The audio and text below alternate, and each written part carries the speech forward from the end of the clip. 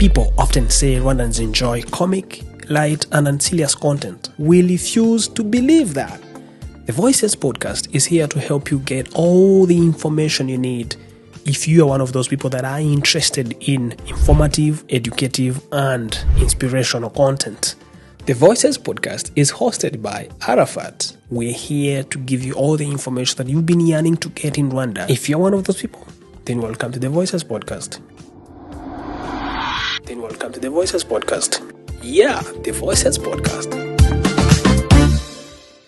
As I've told you, those three countries, after the killings of their leaders, in each country they were created rebellion. The one who was in power didn't want to stay in power because he had defined his enemy. If you are in power as a Tutsi, your enemy is Hutu. That was in Burundi. If you are in power as a Hutu, the enemy is Tutsi. That was in Rwanda. In Congo, they were the nationalists. I was talking about Pierre Mulele. And in the group of Pierre Mulele, there was a man called Kabila, who wanted to overthrow Mobutu. When the occasion presented itself, I could link also all of this with Mwalimu Nyerere, for example, who was a nationalist, was a Pan-Africanist. And he had a good idea of Kabila. Someone can ask himself, why did they choose Kabila as a leader? Because of Nyerere. Because he was connected with him during the war against Mobutu. So all of these regions, they have the same problem. Who to put in power? But the divide and rule is still there. The economic interest of the colonialist is there. So they are mixed. So first of all, it was about identity. In this region, Kivu North, Kivu South, Burundi and Rwanda, and Uganda, there were many rebellions during that period. And those rebellions, some were in contact with others. But some were also in conflict because they didn't share the same enemy. The rebellion of Rwanda has one enemy. I can say one. And that enemy was France. The rebellion of Rwanda. Because of what? Imperialism and also the language. Because they were the power well seen in Rwanda and Burundi at that period. Remember, they were in good term with Habyarimana. They were in good term with Bagaza during the second, but they were not in good term with Museveni, even with Tanzania.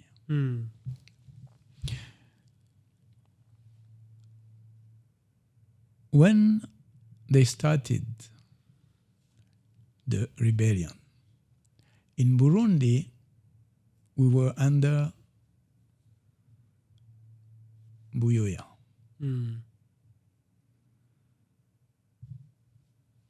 Buyoya was in good term with France.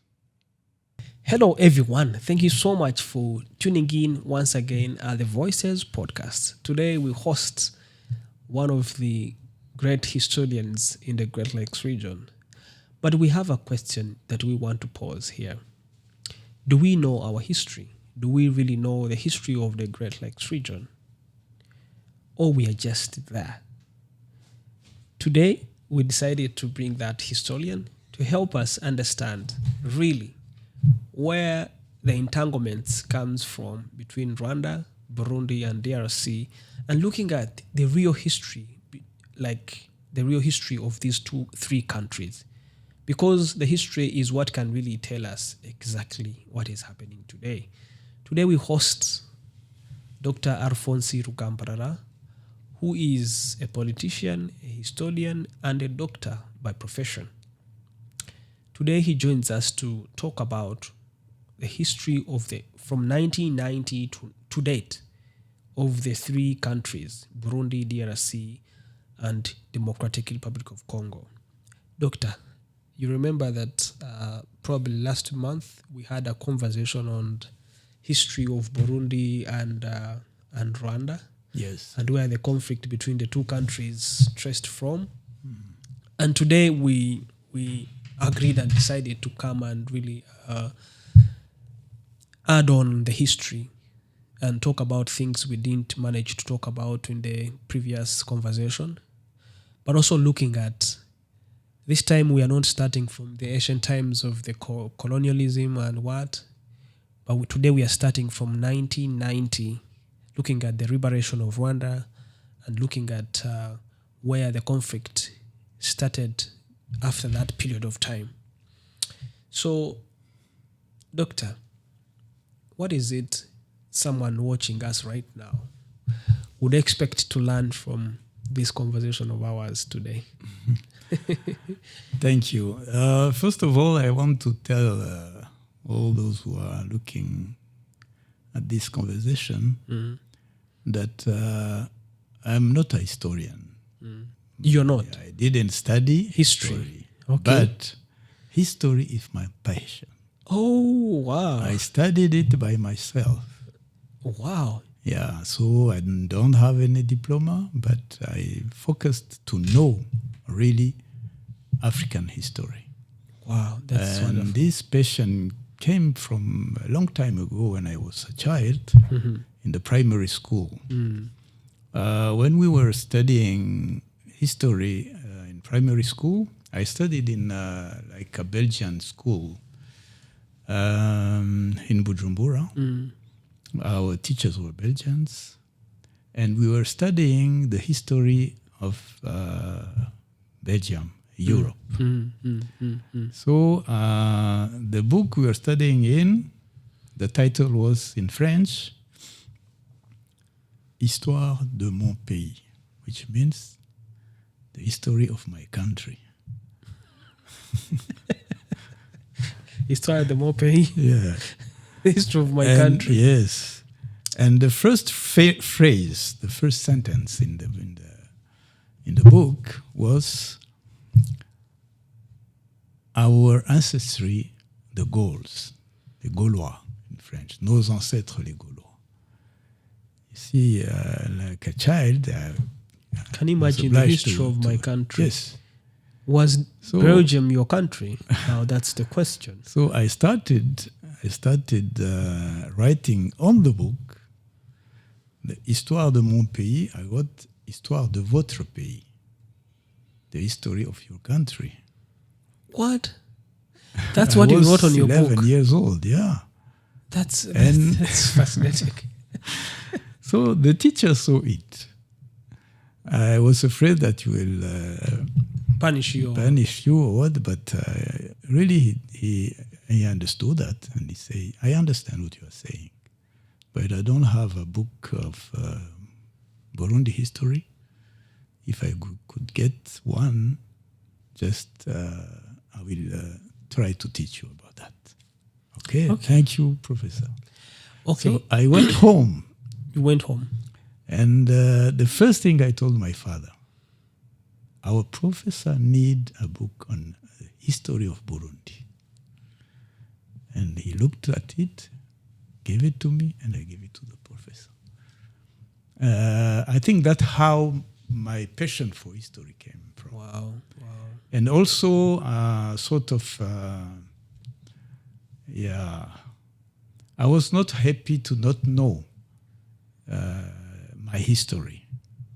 And we have learned all over the secondary school the history of Europe, but not the history of Burundi. Correctly. Yeah. So it came like that. And now I am totally in. Do many researches and so on, so to know really our history, because I noticed that all of these crises we are in, most of the time is because we don't know our history. We don't know how they have shaped our history during the colonial time. That's why I want just to come back to emphasize on the problem of identity, how the division was created, and also the problem of our national consciousness, how those who came from the Germans and the Belgians have totally destroyed our identity, falsified our history, and maintain in our head identity created. So there is two people, German people. I think they are the basis of the colonial policy in Rwanda and Burundi. The first one is called Hans Meyer. Hansmeyer. Hansmeyer. Hans Meyer. Hansmeyer. He's well known in Germany. He's like a hero in Germany because he was the first European to climb the Mount Kilimanjaro. And he has traveled through Rwanda and Burundi. And he was nominated as the lead of the the colonial policy in Rwanda and Burundi. Wow, he was the lead. Yes. And what you have written about the Tutsi is really controversial and really, it shows really how we were shaped as Hutus and Tutsi at that period. Remind that when in the last conversation, I was telling you about Hamites and Bantus, how this is totally stupid, but we have agreed on that. So let me find the sentence correctly because it's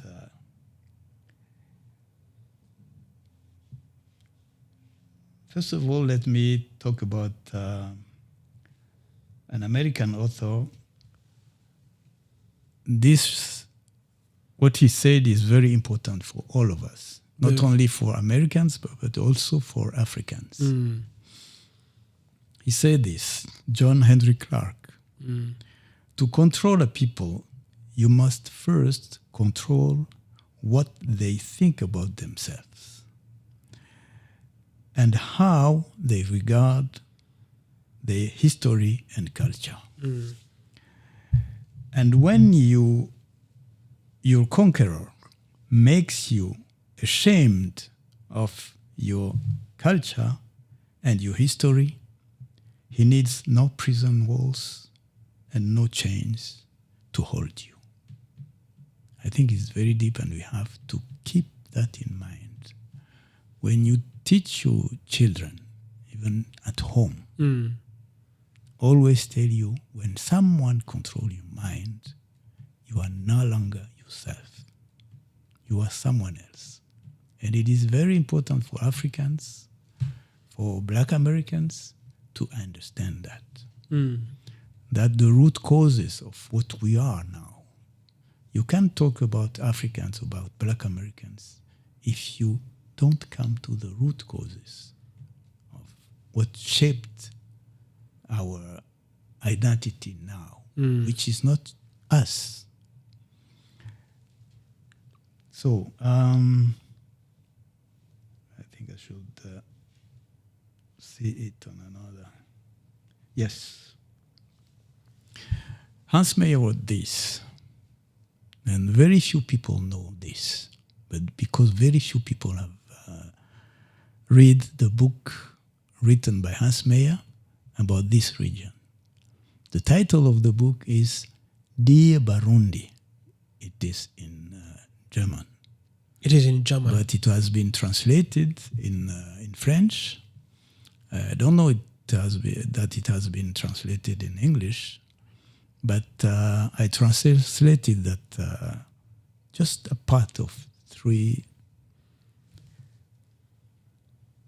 As long as the Tutsi are the masters of the country, an intellectual and cultural development of the Burundi people remains impossible, because this low level of the Bahutu, maintained during a century of isolation, ensure Tutsi domination.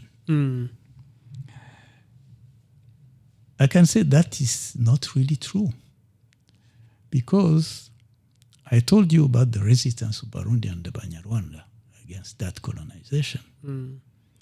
Many Burundi have lost their lives.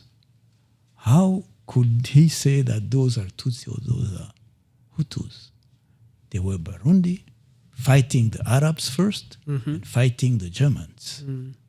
But to divide, he will say, yes, the rulers called Tutsi are the one to destroy. For now, obviously, we Germans must remain on good terms with the Tutsi and interest them materially in our initiatives in Burundi, because we are still too weak to launch an open campaign against them. You see what I told you last time. It's step by step. We haven't been able to destroy these kingdoms as we have destroyed all the kingdoms around, but we'll destroy them slowly by the divide and rule. You say, we German must remain in good terms with them, because we are still too weak to launch an open campaign against them. So there will be a time when the open campaign will be launched and they'll be destroyed. Yes. But the goal of a longer-term colonial policy must be to break Batutsi domination, to liberate the Bahutu from the Batutsi yoke, and to win them over to our civilizing aims, which also correspond to their interest. So this is really interesting to know. And it is written there. It is written. So if you don't read, you will never know what is happening to you. And really, I ask people to look at the books written during that period. This was written in 1910. 1910. 1910. And in 1910, this same Hans Meyer was the one to negotiate with the Belgian about the boundaries between Belgian Congo and Rwanda. He's the one who sent Ruchuru and Masisi in Congo. All of this is written. All of this written. This Hasme is the one who divided and gave Ruchuru and Masisi to the side of Congo. Yes. And cut it off from Rwanda. From Rwanda. With another one who was the governor, Richard Kant. I think that you know there is a museum here of Richard Kant. There's a Richard Kant museum. So, here. Have you ever read books written by Richard Kant? No. That's why you don't know really your history, how they have shaped this history. Let me come to Richard Kant. Remind, but the goal of a longer-term colonial policy must be to break, even if there was not that Tutsi domination. Okay. Richard Kant, what has he said? That was in 1904. 1904. These people are unaware, and rightly so, of the latent force that lies dormant in the bodies of millions of people.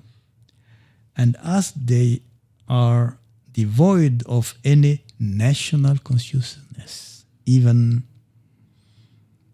remotely deep, they will be the docile instrument of a reasonable colonization based on knowledge of the country and the language. Focus on unaware. We are still unaware. We are still unaware. Very of true. what happened. Very true. And they are devoid of any national consciousness. Do you understand that? They are devoid of any So you are not consciousness. Rwanda. You have no national consciousness. Burundi were not Burundi. They have no national consciousness. But they have found kingdoms well established, well governed, and they wanted to destroy. And they had no way of destroying a well-organized government, kind of. It was only through creating such discriminations and dividing them slowly by slowly so they can rule them. So that's what I want really to emphasize is to following the last conversation we have done. So looking at the what is your perspective on moments that happened between 1990 and 1994? We know like, let's say if I can take 1993 and 1994. 1993, we know that Burundi faced with the assassination of their president. And then 1994 is where Rwanda faced with the worst genocide against the Tutsi. And DRC kind of became DRC became the harbor, the harboring point of DRC became the harboring point of all the perpetrators of the 1994 genocide in Rwanda. So that alone, to me, it dramatically paved different paths for these countries. Burundi was going through its own problems. Rwanda faced the 1994 genocide against the Tutsi the following year. And all of these perpetrators fled to DRC. So it was like these countries were really going through a lot from 1990 to 1994. What is it that really sparked these conflicts? Between 1990 and 1994, it's really where I can say is the summum of the killings in our region. But those killings followed a series of killings coming from what I just said with the colonial policy. Don't forget about that line. It was As the you right time, said, kind of. It was the right time. Yeah, because it has taken like those. You see, when this was written, 1904. Imagine. It's one century. 1 century for sure. Today is One more than a century. century. Today is more than 1 century. To create that big division until we got a big amount of people killed in less than 1 month. As I told you last time, in Burundi we had known a genocide also. 1993. And then in 1994. The Rwandan genocide against the Tutsi. One has to ask himself, how come this was possible? It was possible because when in 1958, the governor Jean-Paul Harwa said there is a problem between Hutus and Tutsi. He never said that we are the one to create that problem. And we are the one to give the solution to that problem. He didn't say that. But he said there was a problem. Yes, there was a problem. But as I read the Hans Meyer... You found the problem he was talking about. You see? So, as long as we were not able to understand this policy, will we continue with that trap we are in? Intellectually and socially.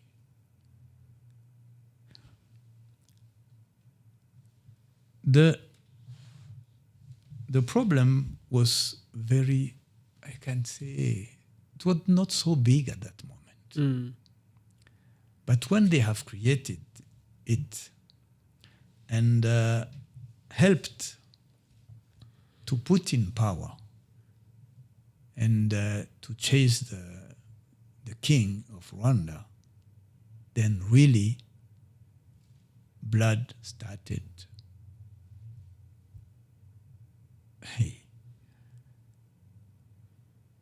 Blood started. Massacres were very, very not so big in that moment, 1959, but all those years, following 1959, 1950 years, we have seen crises. And all the time that crises come, Tutsis were chased, were killed here in Rwanda. But in Burundi, in any crisis, Tutsi were killed, Hutu were killed. Because what? Because our hero, national hero, has already seen what was happening in Rwanda and what was happening in Congo also. Because in Congo in 1961, remember, they have killed Lumumba. And in one of his writings and speeches, he said, Burundi will never be like Rwanda or like Congo. What was he trying to mean?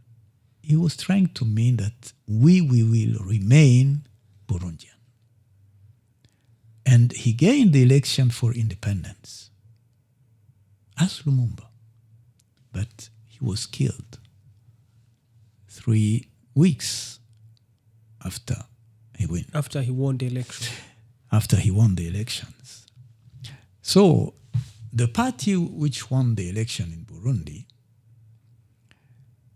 they were all social Burundians in the party. Hutus, Tutsi, they were in the party. There was no problem at that moment. But the problem came slowly. And Uprona split in two. One side called Casablanca, led by Tutsi. The other side called Monrovia, led by Hutus. And those two political wing of UPRONA, they tried to overthrow the king. The Moronvia group, which was led by Hutus, tried in 1965, but they didn't succeed. So they were killed, and the first Tutsi to be killed as a Tutsi was in that moment in Burundi. And also the first to be killed as a Hutu was in that moment. In that moment, in 1965. 65. It's where it started really in Burundi. Then, in 1966, the Casablanca group made a coup against the king. So we can say that in Burundi, it's a Casablanca group, the Tutsi-led group that came in power and chasing the king. But what I can say that they didn't understood at that moment is that they were fulfilling one of the desire of the colonial power.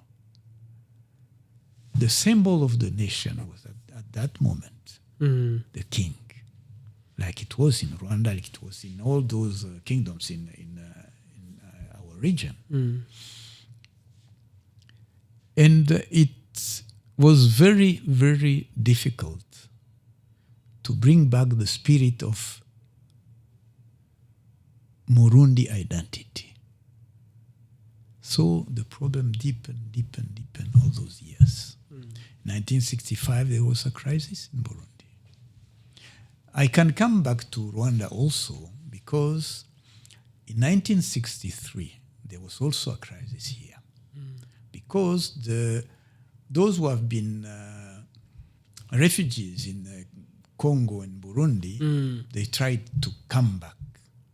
It was Inyenzi, you heard about that. Of course. So all of this region, and I can come to Congo, it was the same. Those nationalists were chased away after the killing of Lumumba. They have created a political party and started a rebellion. And one of the chief was Mulele, Pierre Mulele, who was killed by Mobutu. Sumialo, read the history of the rebellions here in our region. All those was quite parallel. Rebellion on rebellion. Was it because these three countries had almost like the same father? Yeah. That was the one of the most the reason, because the colonialists wanted to stay, to remain, to put people who will work with them. They have killed the nationalist leaders, the three nationalist leaders, in Burundi, in Rwanda, and in Congo. It's normal that those who have been ousted should see how to come back. Let me remind you that Kabila, who became president after Mobutu, he was in the rebellion of Pierre Mulele. And at that time he was very young, but he was in that rebellion, one of the chiefs. If you can read the book of Che Guevara when he was in Congo, Kabila is cited in the book. So all those followed the killing of the three leaders. And I can say that until now, it's the same struggle. How to come to unify our... Before we come to that, there's this contradiction. I think for me, I don't understand. I met like 2-3 people who actually were calling me, asking me that, oh, you did a good conversation with Dr. Alphonse on the history of Burundi and Rwanda. But they were telling me, why is it that all the kings of these countries were majority considered to be Tutsi? That is a question that people were asking me, and I was like, I don't know for sure. I'll ask the doctor to let me tell us. ask you, is it something. true, or if maybe it's not even maybe true? I don't know. My question is to them.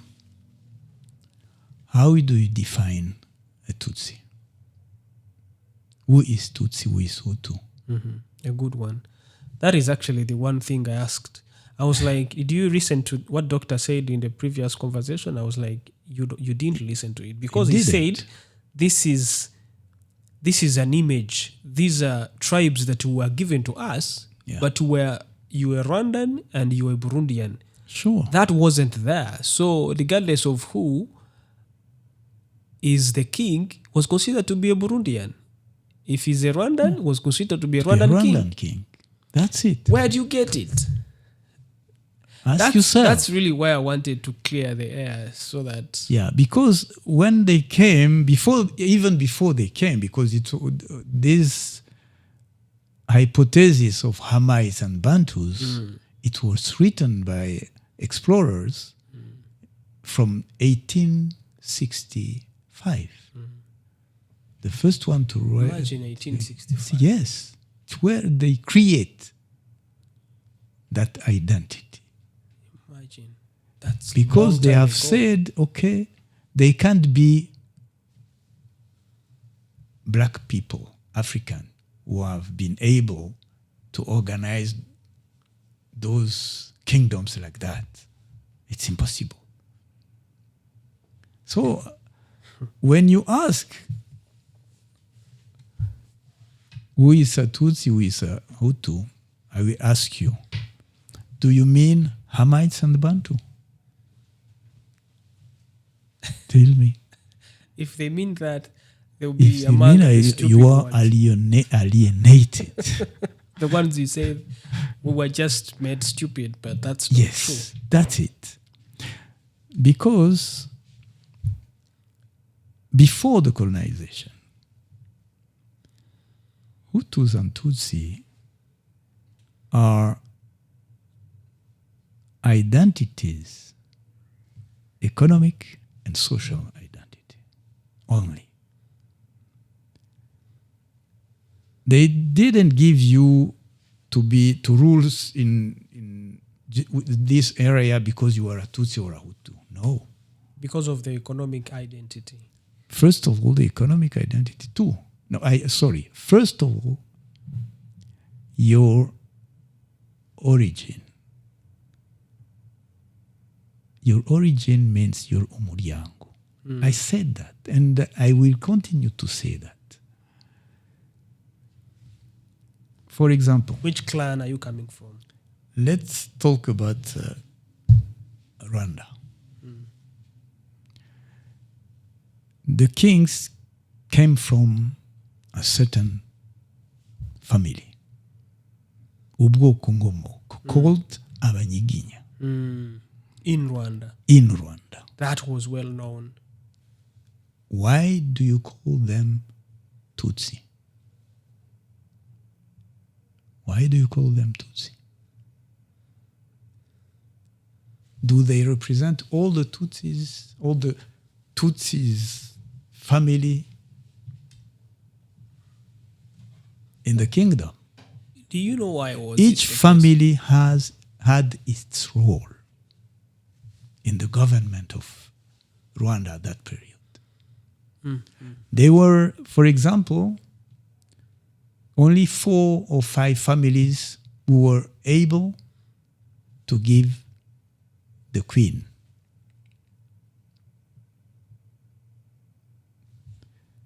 They were families who were in the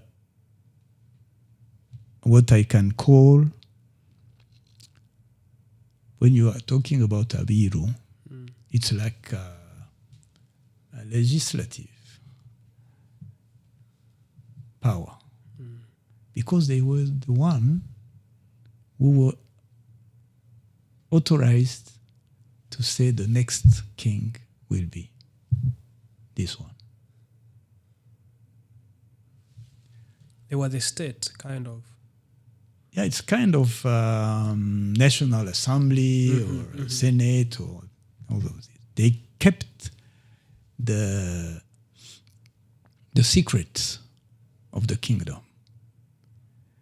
And during the Yuhi Musinga reign, when the Belgian, before the Belgian, first of all the German, they have seen that the real power was in the hands of the Abiru. The real power was in the hand of the Abiru. In Burundi, it was the Abanyamabanga. And they have, in their policy, they say, if we don't kill them, the kingdom will stay strong. And Musinga Yuhi was obliged to tell all the leaders, please hide them. And what he has done is very, very interesting, because we haven't done the same in Burundi. That's why in Rwanda, they know more about their history than us. Because they hid the historians of then. Those who were really the keepers of the secrets. In Burundi, it didn't happen. So those who were called Abanyamabanga, I can say their name, Abajiji, Abahanza, Abiru, called also Abanyange, Abatimbo, all of them were chased. So the Abajiji and those others were the secret keepers of the kingdom. The secret keepers of the kingdom. And long time later, they were declared as Hutu. And they were the strongest in the kingdom. That was in Burundi or even in Burundi. Rwanda? In Rwanda, Musinga hid them. He hid them. That's why Alexis Kagame was able to get all that information from them. So this is very important for the intellectuals of Burundi who are still in those line of Hutu and Tutsi to understand this. The identity in Burundi and Rwanda was ubwoko ngomoko, umuryango. And I once also told the historian, and really I want the historian of Rwanda to understand this. When you look at some writings of Belgian or historians, you can find, for example, that in Rwanda, all those miryango, ubwoko ngomoko, they have Batutsi, Bahutu inside them. I even told you, Banyiginya, you were declared noble, but inside you family, you have Bahutu. You can take any family, Abasinga, Ababanda. What are they? Abanyakarama, because you've said many. The Tutsi and Hutu were not there, and they're not supposed they to were be there. But in the economic, the ones you're talking about now, because you said whether you are a Munyiginya or any other family, category where you fall, you have a Hutu or a Tutsi inside there. Yes, because So for you're trying to mean you have a poor person and you have a rich people. person. Yes, that's what you're all. trying to mean. That's all. Because if we don't clear That is people will economic. say, these people are saying there are no Hutu, there are no Tutsi. And now they are saying each clan has this and that. Yeah, because I told you, it's economic and social. Yes. Rich means what? What was the Mene in Burundi said genocide of Hutus, genocide of Tutsis in that period. 1972 was very, very, very hard because For the Burundians, many killings.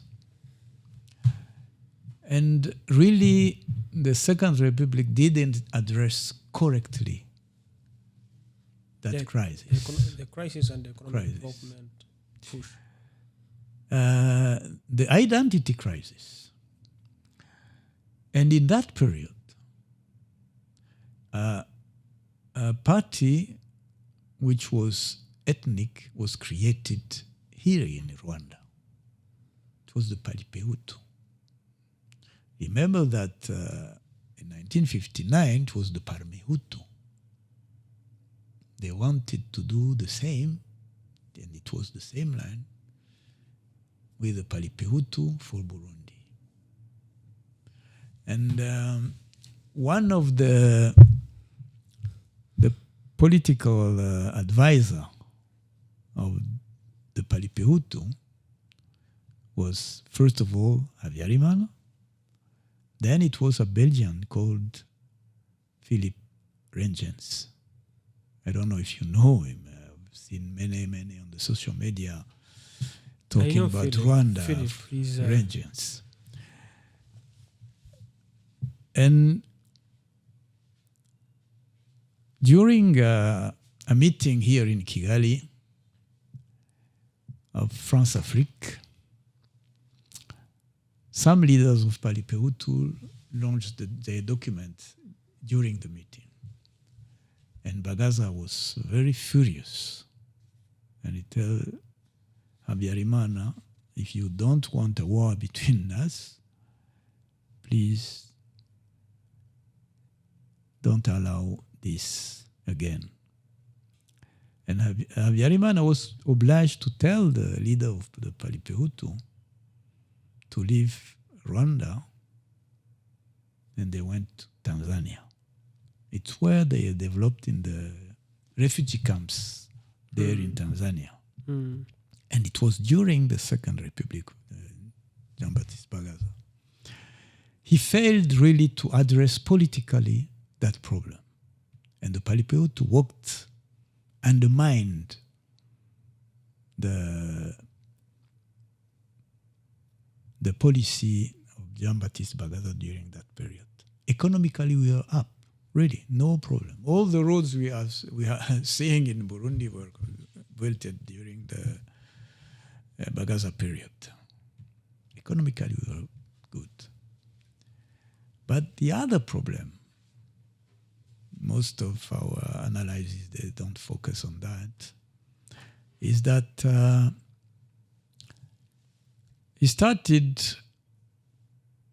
a policy which was linked to economy to work with government of France, Germany. But the Belgian didn't came because of 1972. And in the army, the cooperation was from France. And they have prepared the overthrow of Bagaza. Using Palipehutu party. The Palipehutu was outside, but the Palipehutu plotting was also working. to come and overtake the power. Yes. Then came Buyoya. So, coming back to Rwanda, the leadership here has shown that they really want to work with all Banyarwanda. This Ndumunyarwanda is very important. But what they have to work on is the alienation. I'm sorry, it's still there for all of us. When I am teaching the young people, and someone say, yes, I am fine now, I say, no, you are not yet fine. Not yet. Because you have been alienated so deeply that will take time. It will take education. You remember the last conversation, I was focusing on education. Let me read for you about education, the colonial education.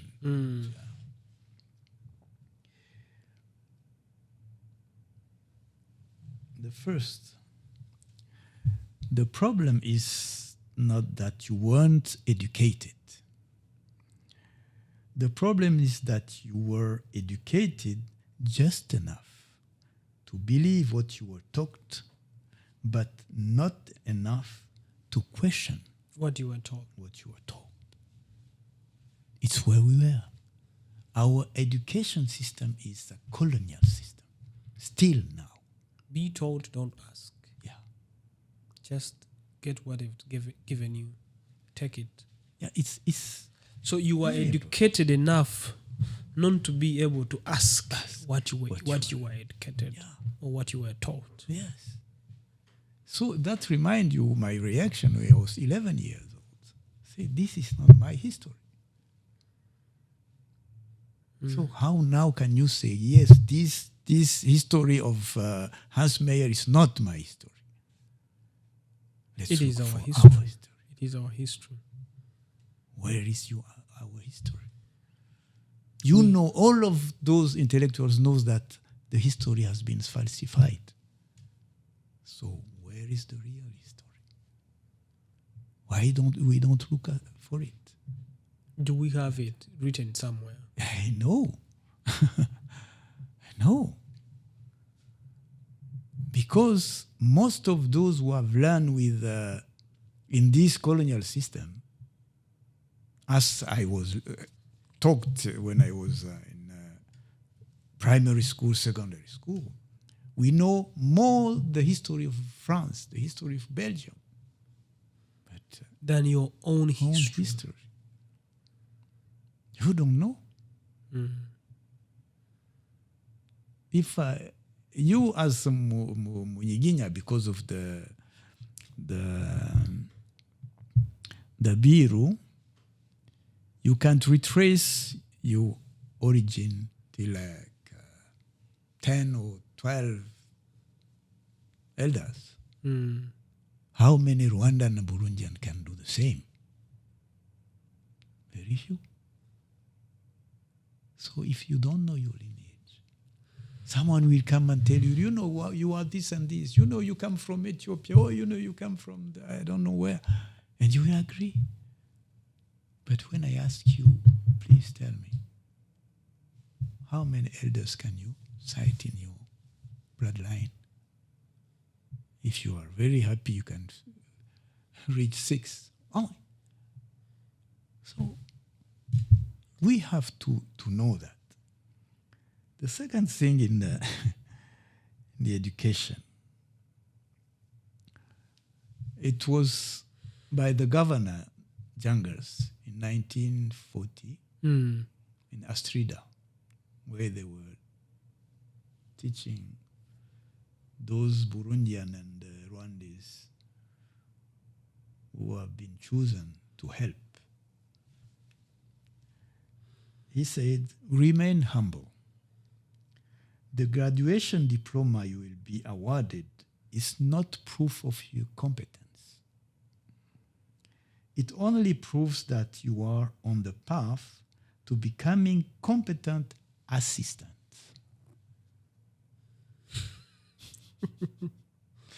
That's the colonial education system. Assistants. So, regardless of what, assistants. you will be having someone on top of you, whether you want or not. That's the system that we are in until now. You are assistant. We are assistant. So, Doctor, I want us to go deep. It can come quickly if we understand, if we have leaders who understand. In every department of the life of our countries. But as long as on the top of the leadership, there are many who don't understand, my friend, we have many years to go. Many years to go. That's for me the big point. So this, coming to the question of Rwanda, is what I have seen. Living here, knowing friends, discussing with them, and so on, there is still that alienation problem in all fields. We'll talk about that when we talk about spirituality and so on. So, for me, the war will be always there as long as we don't understand. Because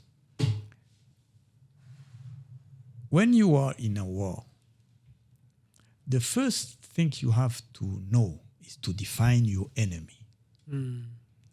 So, who is the enemy? From the moment Jean-Paul Haroy said there is a problem of Hutu and Tutsi. 1910. No, 1904. No, 1958. 1958. Yeah, because they have prepared that problem. And Jean-Paul Haroy said, yes, now it is the time to talk about that problem. And they have created that problem. From that moment, the definition of our enemy as Rwandans is either Hutu, either Tutsi. The definition of the enemy as Burundians is either Hutu, either Tutsi. And it's wrong. It's wrong. It's not true. It's wrong. Our enemy is our colonizer. Yeah, that's it. It's the one who divided us. How can you not understand that? How? Are we still living with our colonizer? In our mind, yes. We are living with them. I talked about the education. The system is there. The system is there. And you have not the capacity, the intellectual capacity to say, please, this is wrong. Because all those who have done history in Belgium, in France, and so on, they couldn't say nothing else that the colonizer could bless. I know two of my friends, Burundian friends, who went to study in France, one in France, another in Belgium, and they wanted to work on the history of the Imiryango. One wanted to work on Abenengwe, and another wanted to work on Ababanda. Because in the south of Burundi, there are many Ababanda. They couldn't finish their books. They couldn't. Because the director of the thesis says, we don't understand what you are looking for. Hey, they were looking for their real identity. Yeah. So that's the big problem that we have to understand. So, Doctor, how did the conflicts in DRC intersect Burundi and Rwanda? As I've told you, those three countries, after the killings of their leaders, in each country they were created rebellion.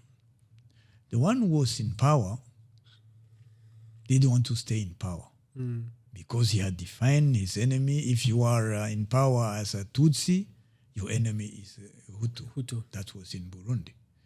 If you are in power as a Hutu, the enemy is in Tutsi. That was in Rwanda. In Congo, they were the nationalists. I was talking about Pierre Mulele. And in the group of Pierre Mulele, there was a man called Kabila who wanted to overthrow Mobutu. When the occasion presented itself, I could link also all of this with Mwalimu Nyerere, for example, who was a nationalist, was a Pan-Africanist. And he had a good idea of Kabila. Someone can ask himself, why did they choose Kabila as a leader? Because of Nyerere. Because he was connected with him during the war against Mobutu. So all of these regions, they have the same problem. Who to put in power? But the divide and rule is still there. The economic interest of the colonialist is there. So they are mixed. So first of all, it was about identity. In this region, Kivu North, Kivu South, Burundi and Rwanda, and Uganda, there were many rebellions during that period. And those rebellions, some were in contact with others. But some were also in conflict because they didn't share the same enemy. The rebellion of Rwanda has one enemy. I can say one. And that enemy was France. The rebellion of Rwanda. Because of what? Imperialism and also the language. Because they were the power well seen in Rwanda and Burundi at that period. Remember, they were in good term with Habyarimana. They were in good term with Bagaza during the second, but they were not in good term with Museveni, even with Tanzania.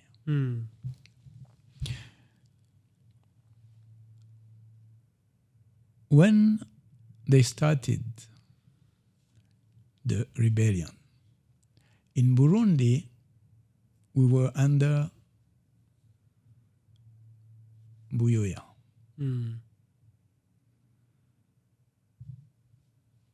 Buyoya was in good term with France. But the mission he has was to bring what they call democracy. And democracy have been shaped in our region, Rwanda and Burundi, as a demographic democracy. Rwanda Nyamwishi, you know the term. That I have explained that the last time, how they came to talk about the demography. And this kind of question I should ask also the Belgians. I know that in Belgium, they have the Wallon and the Flemish. Les Wallons et les Flamands. You know about that? The two ethnic groups in Belgium. I didn't know. You have many things you don't know. I'm also one of the learners. I'm learning. You have to learn. It's called that the Flemish are demographically upper the Wallon. The Wallon has lower demography. So I can ask, why don't they give the power to the Flemish? Why? But doctor, you did not answer my question. There's a question I asked you that where did the Burundi lag or remain behind in the development after the turmoils of the 1994 genocide against the Tutsi, after the 1993 assassination of their president, and the years that followed? And we are seeing Rwanda today. You can't deny it. Rwanda is globally considered as an African development success story. And you can see that. And when you look at Burundi, which is just the next door, remain in poverty, and people there are in really bad. The country is really poor. I answered about the question of leadership, but probably I didn't explain deeply. I was talking also about the Second Republic in Burundi, where in terms of development, compare Rwanda and Burundi, Burundi was up. Yeah, it is no. From which year? From 1976 till 1990 or 1994. Yeah, Burundi was up to compared to Rwanda. Oh, really? Yes. Because so where did we leave it? Where did Burundi remain behind? It remained behind because the peace agreement of Arusha, which put an end on the war,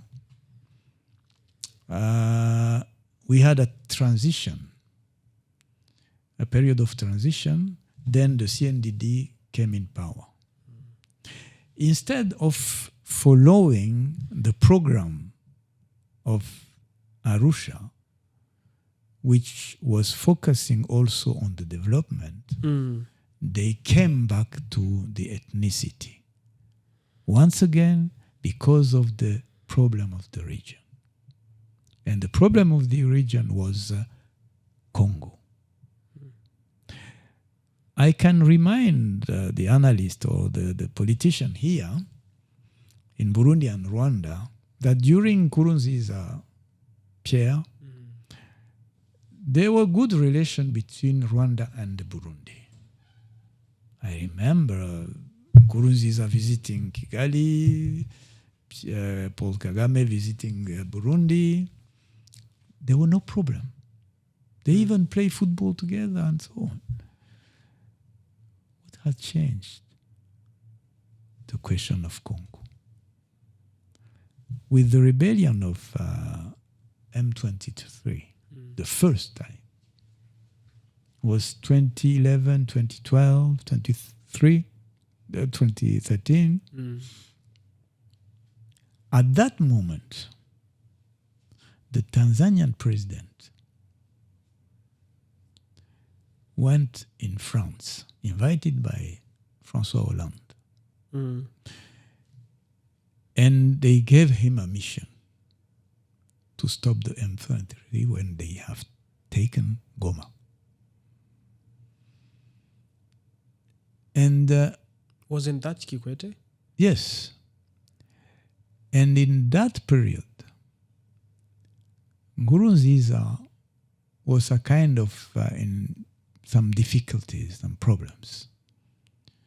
Because in 2010, really, all the political parties were kind of together to win the election of 2010. But they made a mistake to withdraw from the elections, and the CNDD win again. And you have seen that if he hadn't had support from big country, he will be in trouble. That's why Kikwete came and said, look, we will help you. But help us because all the arms will pass through Burundi to go to the FDLR, to go to the other parts of DRC where there was a war there. And they have got also the let go from the United Nations, and they formed a group of countries. It was Tanzania, Malawi, and South Africa to stop the M23. That was the first part of the war. So if I've heard you well, from that moment, if I've heard you well, because Nkurunziza had issues in his government, he had no option of denying Kikwete's request for the support so that they can use their country as a passage for the weapons to go to DRC to support the FDLR. Yeah. Okay. So what is happening today with Ndayishimiye is the same. It's the second war. It's the same. Even himself, when he came in power, they have started good relations with Rwanda. The analysts should know that nothing creates itself. It has a start. They had started a good relationship with Rwanda. Yeah. But failed. So they failed. So when you have a country which was in a path of development and you put it into war, a war that you are not the leader of that war. You are the one they use to. You are a puppet of other people playing their games. So to you, Burundi's failure to continue or to develop is more attached to its failure to detach itself from the conflicts of the Great Lakes region. Not only that, the first thing is that to not have taken the peace agreement of Arusha as a program to develop the country, to put Burundians together, because it was that peace and reconciliation peace agreement. That's the name of the agreement of Arusha. And then to go to the war because of other identity interest, economic interest. To you, possible. To you, is Ndayishimiye a puppet of Tshisekedi? How can it be? How can it be? Is he not being used by Tshisekedi? Is not Tshisekedi using him for his own interests? Who? Ndayishimiye. Yeah, his interest also is there. His political interest is there. Because the identity line, you hear always Bantu, Hamite, Bantu, Ampir, Hima, all of those things. It's the identity problem. That's why I come back to the peace agreement of Arusha. The peace agreement of Arusha was a reconciliation agreement. Reconciliation among Burundi. And if they had followed that, we could have been a mediator between those countries or those which has internal problems. Because we had the experience, 7 years of war, and coming to a peace agreement, doing a transition period, there was no problem. Really, the ethnic problem was going back to where it came from. But Nkurunziza stay, okay. I had to stay in power, and to stay in power is to work with the Hutu identity line. That's it. Doctor, That's it. If we are to be honest to ourselves, do you think there is a possibility for Rwanda and Burundi to regain their relationship?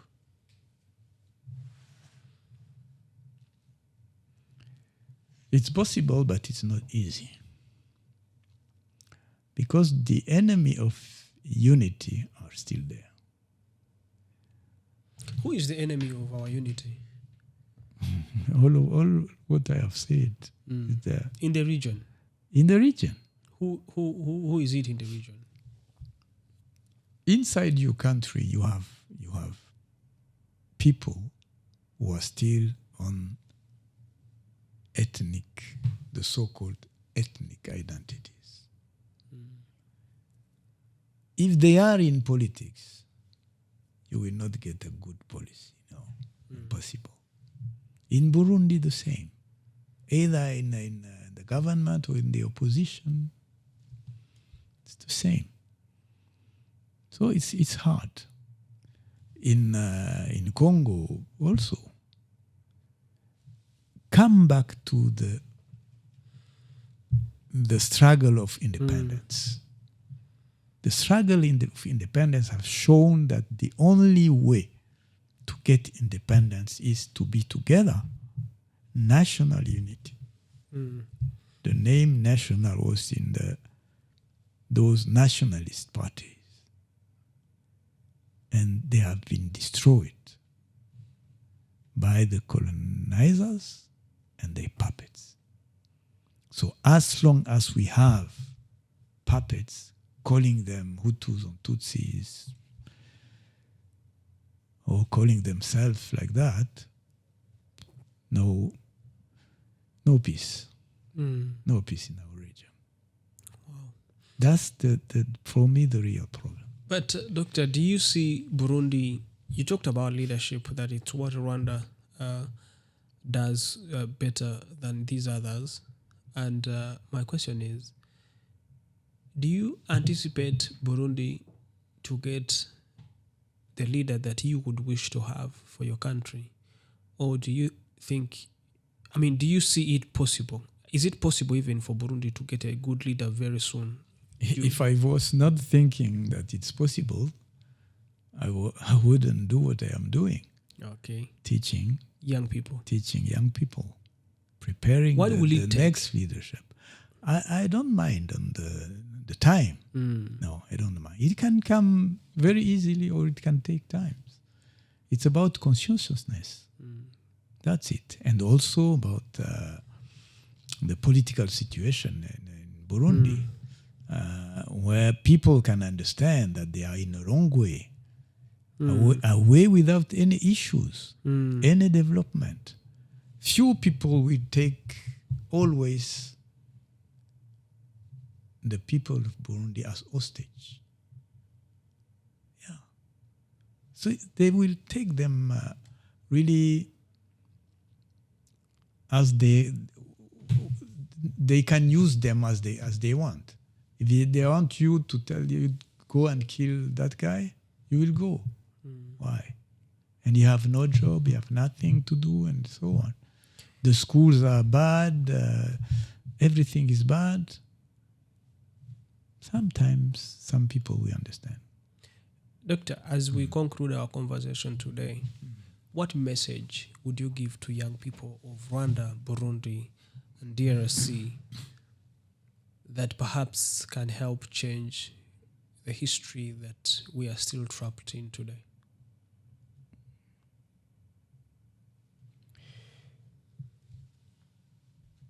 First of all, I come back to the same structure of my way of thinking about our problems. You have to make people understand that we are not safe. We have a bad mindset. We are alienated. If you don't agree on that, you won't be able to heal. That's the first point. And I can talk about some authors, and I want really the young people to try to read that. I have sent to you the discourse on colonialism from M.S. Césaire. I hope that you have taken the time to read it. Sure. And also to give to some of your friends so that they can understand deeply what is colonialism. And to understand that that colonialism is still in your mind. The Europeans, most of them have still a colonialist spirit. And in Africa, we have still colonized minds. That's the first message. 2, let me give you a definition of alienation. The simple definition of alienation, it's a process by which someone other than oneself takes control of our consciousness, our identities, our beliefs, our means of production, to do with them what they want as they see fit. It's very important to understand this and to know that we are alienated. It's not an insult. It's just to know that you are not really yourself. When you have been aware of that, you can start healing, either by yourself, either by reading, either by talking with friends, and so on and so on. It's the only way to heal. We had a civilization, and that civilization has been destroyed. Now, many young people focus mainly on getting money and so on and so on. That's why the part of in education, human science, few people follow the human science. They go into the science and the computer, the ITs, and the so on. You will remain just assistants. You will remain just assistants. You are like a computer yourself. You are just the one who, but you are a computer. Because you don't know about philosophy. You don't know about history. If you want really to rebuild a country, a continent, which has the 2 pillars of a civilization in our mind, you have to understand those 2 pillars. The first pillar is thinking. Can you think by yourself now? Very hard. I'm sorry to say that. Very hard. Very hard. So you have to regain your capacity of thinking by yourself. Your capacity of, when you heard something, you ask yourself, is it true? Even what I am saying today to you, hey, ask, is it true? Go read. Read MSZ, read Frantz Fanon, read Cherante Diop, read John Clark. I've said that. Those can help you understand our real problems. Because we want to build, and to build start by thoughts. If you have your own thoughts, you can build the new civilization we want for today, for tomorrow, for after tomorrow. You start somewhere. Sure. When you want to build, you don't say, okay, I have an image of my building in my head. Tomorrow, profit. No. You start somewhere. You start somewhere. It takes time. You must have a foundation, and then you start building. Yeah, probably if I start the building today, it's my son or my grandson will achieve it. Probably. 100. So don't talk about time or what. No. Do what you have to do. Is there something else that you think when you are coming you wanted to say that we've not touched on? That you can say it before we close. You know, talking about alienation, I will talk about it all the time because I see that few people are understanding this. And alienation has taken us our identity.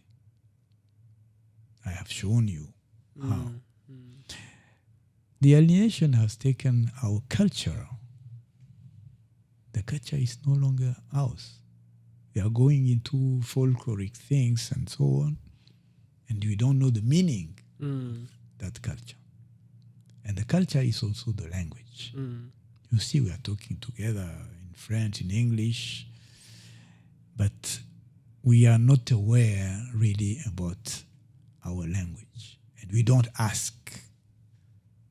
I've told you when I found the Mabanga Hills somewhere, the secret They hills. didn't know what it meant. Yeah, They they didn't didn't know.